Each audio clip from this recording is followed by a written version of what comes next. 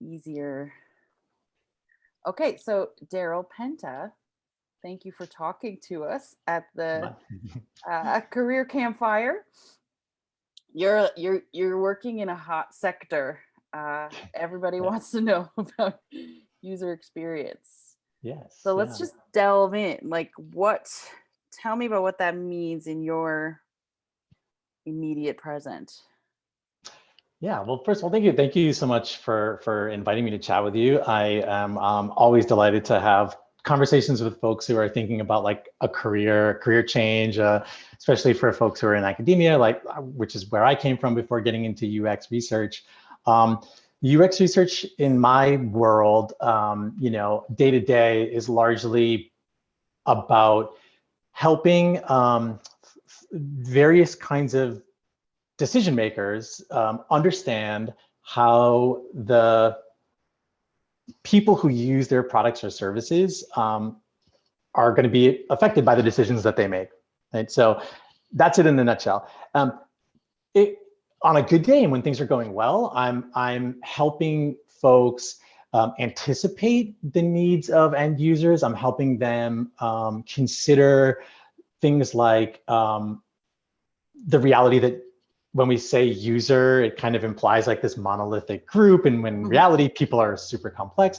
I'm often working with folks to try to help them understand how to actually collect data about people or from people, and how to and then how to actually do something with that data, or how to evaluate something based on that data. So it's a huge part of what I do is sort of can be captured in that little description. Mm. And so if you could think about and don't have to give details that are proprietary or anything, but a project that you're working on right now, and some of the skills that you used while you worked on it, if any of those might harken back to your linguistic, your academic linguistic Yep.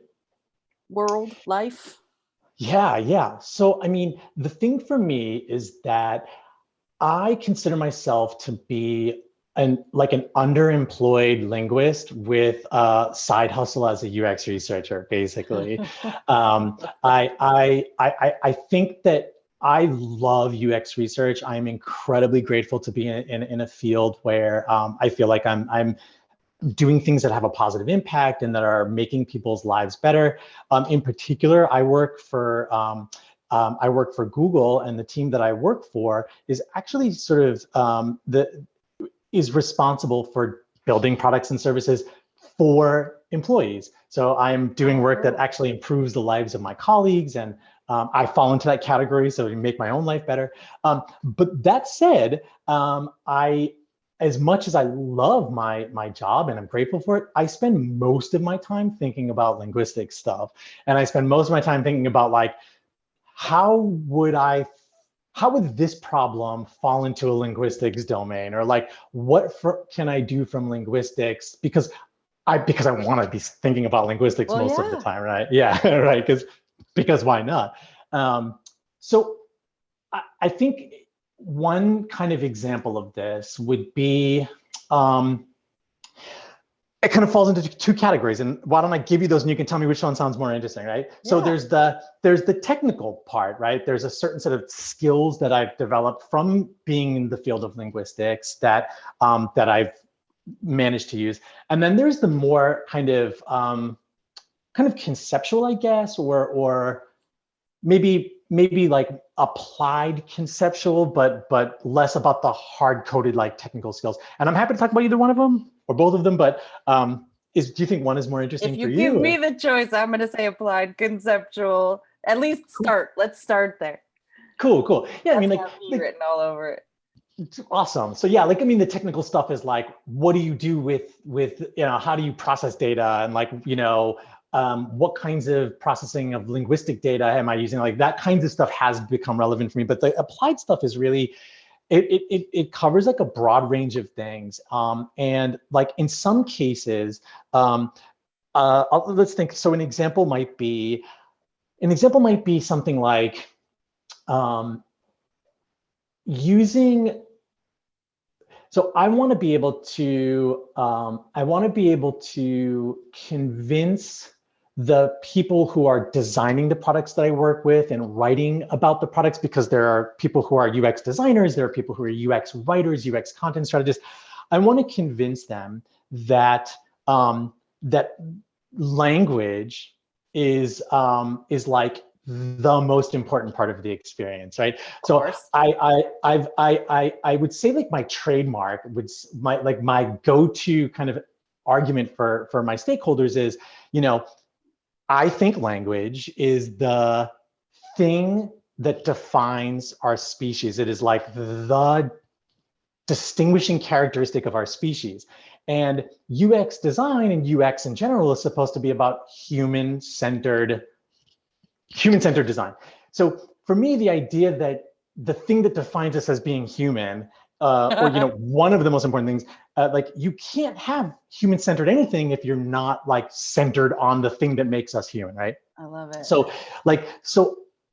the way that I do that can't always happen on like a day-to-day project basis. It can't always, but there are occasions where, for example, I'm able to look at something as simple as a survey, right? And say, a survey is a typical kind of method that's used in UX research. It's used in market research and it's used in research in general. HR research, yeah. Exactly. And something as straightforward, seemingly straightforward, is like the wording and the word choice and the way it's being phrased and the options, and those things can be looked at from a sociolinguistic perspective. They can be looked at from a kind of classical, like syntactic or grammatical thing, right? That you can actually bring a bunch of different linguistics insights into something as like kind of non-controversial. It's like, hey, this question, maybe we should think about it this way, right? Or maybe this subtle difference is actually gonna suggest, is gonna actually get us not what you think. Like, so if you ask a question like, did you have everything that you needed today, right? Like, did this do everything you needed to? So everything's a pretty general word, right? Like, don't be mistaken that people aren't gonna misinterpret and say, well, not everything. Well, that's not actually what you want to learn. You don't really want to learn if they had everything. So precision in language is important. But like, I also think that there are opportunities there, and I do more like advocacy through talking with colleagues and like giving talks at work and stuff, where I basically just try to go through like these use cases and give examples about things like, okay, top of mind for me is one that came up because you said it earlier. You said you're going to record it to the cloud, right? Yeah. And the things that I've learned about language and from linguistics, I've learned about some of those things include how how meaning and words are like represented in our mind, like how it's information, right? If you really want to be sort of like clinical about it, right? It's like you've got information, it's in your head somewhere. We think of it as being like kind of stored in our minds, right? But there are, as we learn more about our species and how humans are actually put together and how language works, it's actually really, really interesting and complex, right? It's like it's actually probably not entirely accurate to say everything about meaning is just in your mind. It's like there's a whole range, in a whole field in psychology called embodied cognition, which kind of makes these arguments that it's not all in your head. It's actually sort of distributed in a way that's kind of baked into your body, and it's actually embedded in an environment. And it's more complex than just like this word means this thing. It's like pulling an index card out, right? Like, okay. And so one reason why that could be relevant for the people in my field and the people in my domain is to say something like, look, you might think it's an arbitrary decision. You might be naming a product or thinking about the way that you describe this thing as somewhat arbitrary. Maybe you think a cute name is going to make sense, or maybe you think this particular name captures what you want it to capture. But when you have a linguistics background, you can sometimes bring data and insights to say, well, there's a statistically high probability that people are going to associate this thing with that word. You know, there's a application on most people's computers called terminal. Terminal kind of has two meanings. You know, terminal means like end, when like an airport terminal, but people also associate terminal with death and cancer, right? And those things are not necessarily hot topics, right? You don't even want to be thinking about this stuff. Is that an extreme example? Maybe. Think about cloud, right? Like, I think cloud is kind of like a lost opportunity as far as naming goes, because what's the metaphor there? You know, what is the message you're conveying with cloud? Like, for me, clouds are impermanence, softness. Like, where's the tangible? Or yes, right. So where's the thing you want me to know about that, and how is that name, sort of that label, contributing to that? Sorry. So I realize obviously you can see I care about this stuff to a point where it's like most people are just like, see you later. I didn't think that's what we were going to be talking about today. But everyone needs a metaphor. Tutorial. I don't know. I would say a linguist to be on the lookout with them all day, every day. Like, everyone needs a pocket linguist. Yeah.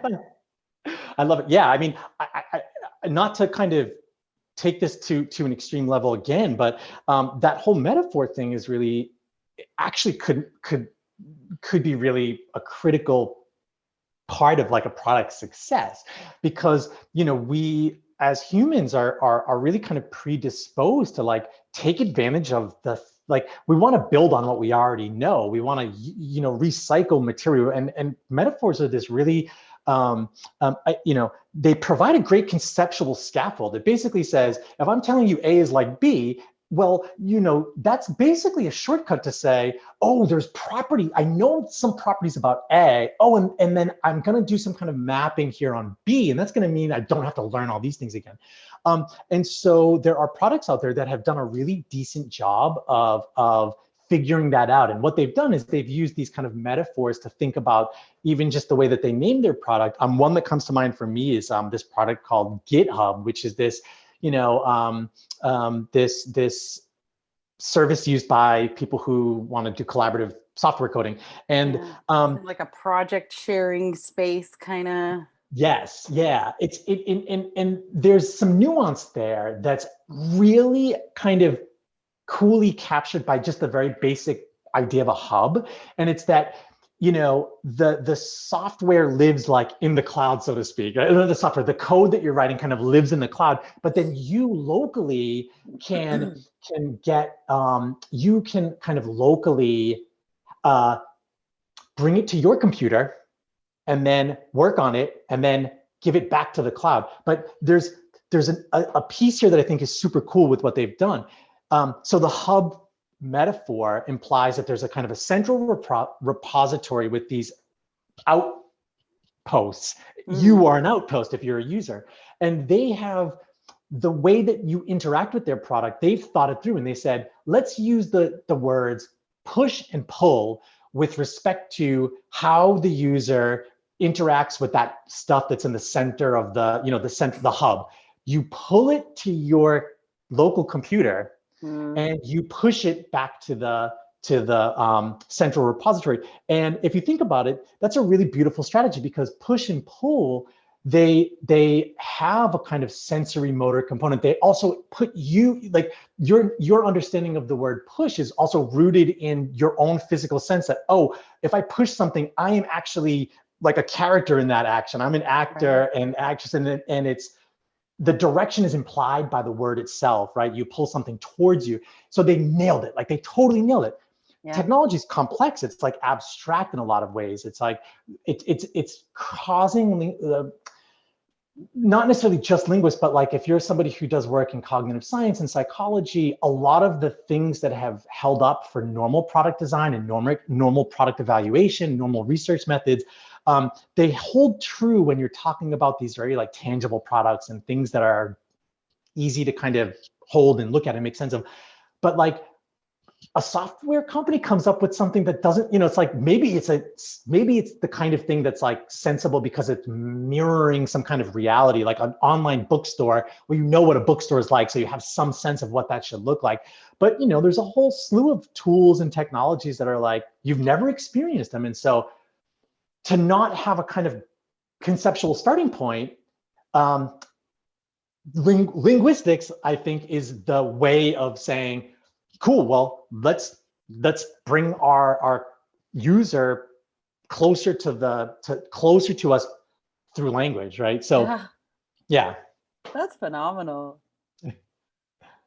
All right, so I have two questions. Okay. One, and you can choose which one you want to answer. Now, because you're talking about metaphors, you got me into I'm working on a book right now. Cool. And the metaphor that I'm playing with is that of stardust, stars, star matter. The idea that, if you kind of take stock of where you are, where you've been, where you're going, there are certain things that kind of suggest themselves to you as sparks, like something that sparked your interest. Maybe it's a problem or a research challenge or a person or an institution or a framework or so I encourage people, readers and people, to think of, hundreds of these, if possible, hundreds of these sparks. And when you turn them into like stories that are going to help you kind of show how that is part of who you are and what you do, you build a star around it. So like the sparks are like the raw material out of which you build stars. And then once those stars come into a certain shape, they become a constellation that sort of says, looking back, I realize I've kind of always been interested in questions like, I see on your LinkedIn profile that you did reading for the blind, right? Like, I wonder if that's a story there. So I'd love any way that metaphor grabs you. Or the other question is, I love thinking about employee organizational culture and employee, and I've never talked to a user researcher that looks at, I don't know what it is. Is it employee engagement that you're looking at? Is it, In my case, the employee stuff that I look at is actually a very, particular slice of the employee experience. And it's right now it's about, it's essentially like, how do you as an employee get to choose the equipment that you work with? Like, how do you get to pick your computer, and how do you get to, not only how do you get to it, but what do you want for equipment? Like, what should a company of that size look to buy that's going to, 5,000 whatever piece of equipment it is that's going to meet the needs of the user, and then how does it show up at your house? How do you unbox it? Like that kind of stuff. So but the star metaphor is also really the constellation part is I think really awesome, and I think I love it, and I love the idea of the sort of sparks being the ingredients of the whole thing. And I think that there's some real value in kind of thinking about that from a professional kind of like put yourself out there and try to get a job standpoint. Exactly. That's what it's for. Like, I think show up to a job interview with a handful of, this makes me light up, right? Like, yes, yeah. I think it's awesome, and I think that there's the one of the hardest things, I think for me, but I can imagine for most people, is trying to figure out how those sparks fit together into a story. And what I really do appreciate about that metaphor is that idea of the things that are the sparks for you as a person, right? That they should be the ingredients, they should be the things that come through. And if you're not building a story that's based on that, it doesn't matter what you've actually done. Like, I worked on a commercial fishing boat for several years, right? Now, that's not the kind of thing that people might traditionally think of as being like something I'm going to talk about it in my job interview at a tech company, right? But I will tell you, right? You could say, well, listen, one of the things I learned while working on a fishing boat is so directly relevant, because think about if you had to design a place where a person had to do their job and live at the same time, right? Because you Yeah. work and you live on a fishing boat, right? How would you design a workspace that suits both of those needs? Go. Okay, and then you come back to me and you say, okay, well, I think we do it like this. Okay, maybe your bed is also a table, and then maybe, and then I say, okay, great. Now design it in a way that I'm gonna make you design it so that it works on the water, right? Like now you have to do it in like now it's gonna move and it's gonna have all of these other Oh, that's constraints, right? amazing. And I think that the point is that like, I was always convinced that I had to do these things that would check other people's boxes, right? Like Exactly. I would say 90% of the reason why I got a PhD was because like I'm from a working class family. My parents never went to college. I went to a notoriously bad public K through 12 in just outside of Boston, but in surrounded by all these affluent communities where everybody was, geared prime for college. I didn't apply to college right away. I only applied to a college because a friend mentioned that they had rolling admissions. I dropped out of college, went to work on a commercial fishing boat. And it wasn't until several years later that I went back to college and then got a master's degree and got a PhD. And I think like the reason why I say that stuff is that sometimes I wonder, like, how much of that was, I followed my passions. I I did all my schooling in linguistics, which was like, cool. That was well worth it, right? Like I would never have traded that. Um, but I think that a person could get to where they want to be. If you wanted to be a UX user, you could get there through several different channels. It wouldn't need to be checking the boxes for everybody else. And some of that, I think, is being able to look at your own story and think about those sparks and letting other people see it. Mm-hmm. It's hard for them to ignore that. It's sort of hard for them to not see the value in that. And so I couldn't agree more with that kind of perspective on it. And I can't wait to read your book. Oh, thank you. No, that's such a compelling example, right? Because it shows us your design challenge. It shows us, how you think conceptually and in terms of applying and results and impact, and that story is just leading towards designing quality of life, which is the impact that your employer wants to know that you care about. Exactly.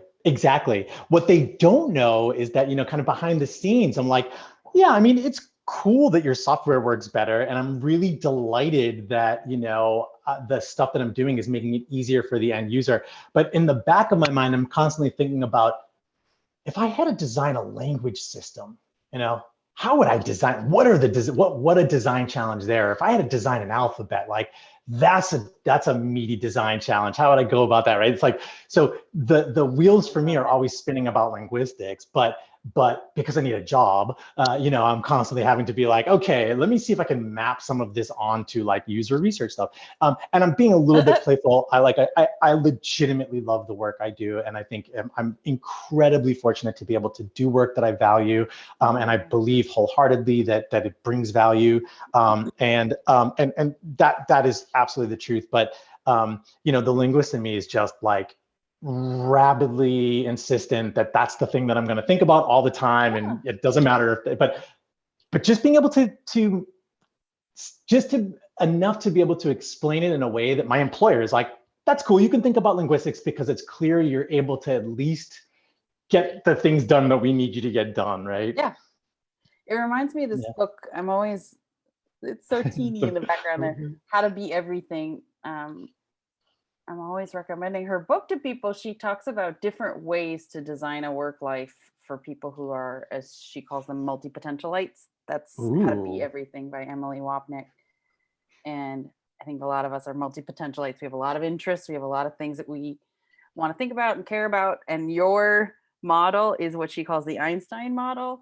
You know, he worked for many years as a patent clerk while he was formulating a lot of his theorems. And so the idea would be that he would be at work and, you know, working on a patent thing, and like his imagination was going, but like he was bringing a lot more to it in I the bet. background.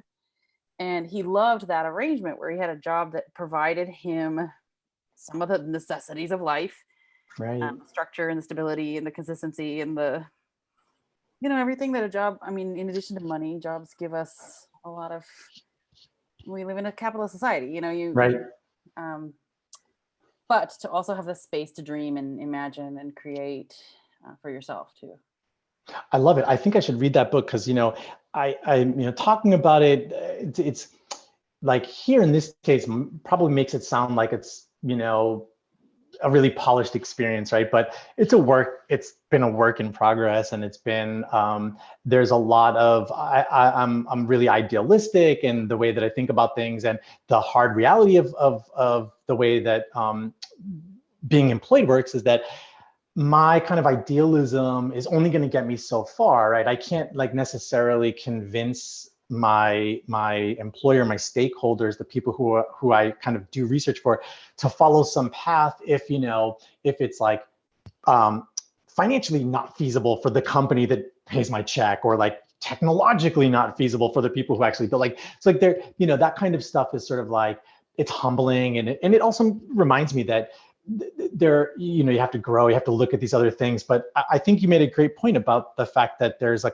kind of the not predictability, but the word's escaping me, but there's sort of, I remember hearing about well, several poets like William Carlos Williams, Philip Larkin, people who had day jobs, you know, that weren't writing poetry. Like William Carlos Williams may have been like an insurance agent or worked at a bank, and I can't even remember what Philip Larkin did. But at night, the order of the day, the fact that their day was ordered around these activities, gave them permission to have that kind of chaos that you need. And right, when the reverse is not desirable, right? You don't want to have chaos in the daytime, like, you know, in your work and doing your job. Yeah. But I always found that, and I love the Einstein example, right? The working as a clerk, and then it's letting him do what he needs to do mentally. But there's probably a lot of value in the experiences you get as a clerk, right? There's a certain kind of skill set that actually could inform the way that you create. And it is for me. I'm constantly now having to think about like, okay, now what if you add in the constraint? So remember we talked about the boat. It's like, okay, your constraints are like, you got to live there, you got to work there, and it's got to be in the water. And it's like, oh, wait, someone's also got to pay for it, and it's got to be made out of materials that are those constraints. Like, I'm an idealist, right? I don't want to have to think through those things. But if I'm going to have any like sensible contribution in society, I probably should think about them more. So yeah. Yeah. Oh, I love it. Well, this has me thinking about the future then. What can you're a dreamer, what are you imagining for your future or the future? You know, I caught myself saying the other day, I was doing a workshop with some students, and they were saying, you know, all I want to do is, you know, they found their love, you know, and they wrote their dissertation on it, and that's something that they just want to do. And I get it, right? And Yeah. I said, you're mad. I understand that you're mad, but you're mad at capitalism. Like, be mad at. We need to reimagine the systems in which they need to be redesigned. They're not made for humans, really. Only certain humans. Right. So I don't know that person appreciated what I was saying, but like I like to imagine a world where we get to do the things that we find the space and the room and the energy to do the things that we love and care about, whether or not they have, you know, some bottom line at a institution. Does that get you dreaming at all? I mean, you look forward. What do you see? I'm like, I look and I feel really optimistic about sort of the generation, the generations of folks that are younger than me, because I think that they are, you know, largely passionate about things that I have always cared about, like equality and justice and and in ways that I think are going to really lead to important changes in the way that we treat each other, right? And I think probably just because I'm like a Pisces, right? So like I waver back and forth between like we're doomed as a human population because we just can't figure out how to like deal with each other, and but the way more often than not, the idealist in me is like, yeah, sure, I can find that story everywhere if I look for it, right? It's way harder to find the other story, but if you know where to look, you realize, oh, it's just not making the news. It's just not the stuff that's so. Yeah, I'm not really on social media, and it's not because I judge people who use social media. It's because I don't have the. It's not a reality that I want to participate in. It's just not a reality it's not how I experience reality. And so I've kind of resigned myself to thinking about how to uphold the kinds of values that are important to me, like on a person to like, I've come to accept the fact that I'm not going to change the world, right? But but I might be able to get the people I work with to like acknowledge the fact that we should design products that don't exclude blind and deaf people, right? Or and maybe I will actually be able to convince them that, or maybe I'll be able to convince them that hiring one Black female doesn't necessarily mean you've solved a diversity problem. And this is not a knock on my employer.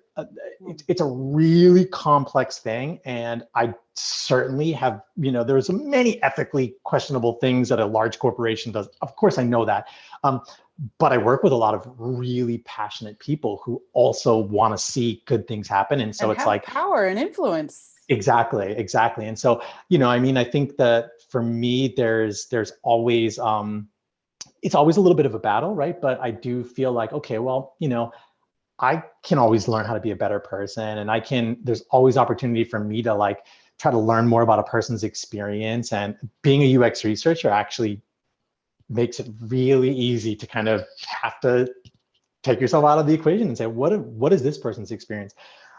So like for the future for me, I tend to be optimistic overall. I tend to try to think about it as like, there's actually a ton of good, and the old way of doing things, the sort of the traditional ways of oppression, a lot of them are being called up, a lot of them are being challenged, a lot of them are being questioned. And so to the extent that I can support that, like I try, on like a very local level. And I think, the other thing for me, the thing that I'm cooking up some kind of dream book for me, which is an explanation of how to do UX perfectly using the creation of the Korean alphabet as my case study. So it's like the basic pitch would be that the Korean alphabet was an alphabet that was intentionally designed, right. And it legitimately and objectively has embodies that process and the everything from the reasons why it was created all the way down to the finite execution of like what the letter shapes are, is the most compelling UX story I think that can be told. And so for me as a linguist, it's like, I can't wait to tell the world this story. I can't wait to share the magic that is language and the argument that it provides a perfect case study for whatever your UX needs might be, right? Like if you can solve a problem related to language, if you can design anything at all that has a language component to it, you have like designing an alphabet is one of the hardest design challenges our species has ever faced. It's only ever been done successfully a handful of times, right? And successfully is a stretch. Like if you've ever tried to like ask anybody who's ever learned the English alphabet, it's like, why do we have a letter for ch, which is a sound that I make, or like, you know, the suite of characters in the Chinese alphabet, right? Like it's been done a few times, right? But like you wouldn't want to learn Mayan. Like it would take you probably a long time, right? It's a really fascinating alphabet, probably not the most user-friendly alphabet, right? But so in any case, without getting up, without going too far afield here, it's like those, I think that there's a beautiful story there. And so, you know, in like the 5 minutes a day I get free, it's usually when I'm walking the dog at night, I'm like, how do I get this out of my head onto a piece of paper, you know, which is like I love always it. a challenge. Yeah. I can't wait to read it. Thank you for saying that. It's probably going to be like a decade in the coming, but it'll give me something to work on. Yeah, exactly. That's fine. Oh, Darrel, it's been so great to speak with you. Thank you so much for giving me the chance. I've thoroughly enjoyed, you know, the fact that you've sat and listened to me talk about all this crazy stuff, Anna Maria. So thank you. I mean, I know my viewers are gonna eat this up. So cool. Thank you for making the time to share your ideas and your optimism. It was a bomb. I loved it. Yeah, I got a couple of great book recommendations from you, or you know, a good one, and waiting for yours. And I'm you know really delighted. I as you can tell, I really care about the linguistics community, and I always happy to sort of be a partner in anything that's going to support that community. So that's you doing the work that you're doing, and so you know, when you're amongst your people, you kind of know it. It's like, you know, word nerds are like the best kind of nerds, right? So we're, you know, we're in good company, and then that to me is in and of itself like, check, we did it. Oh, fantastic! Thank you. Of course, yeah. Keep in touch. Okay, I'm gonna